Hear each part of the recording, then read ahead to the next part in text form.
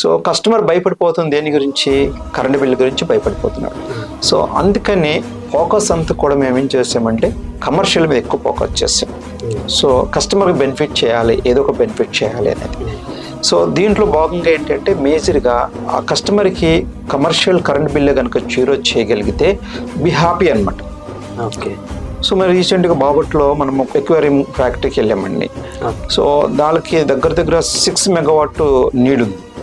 So 6 megawatt పెట్టుకోవడం but ready, customer రెడీగా ఉన్నారు. కానీ నైట్ టైం యూజెస్ ఎక్కువ ఉంది, డే టైం యూజెస్ తక్కువ ఉంది. సో అందుకని మేము దానికి ఇప్పుడు ఏం చేస్తున్నాము, ఓన్లీ డే టైం ఉన్న 6 మెగావాట్ బదులు 3 మెగావాట్ పెడుతున్నాం. డే టైం యూజెస్ మాత్రమే పెడుతున్నాం కరెంటు. సో అప్పుడు ఏంటంటే 50% అనేది వాళ్ళకి కరెంట్ బిల్ తగ్గడం జరుగుతుంది.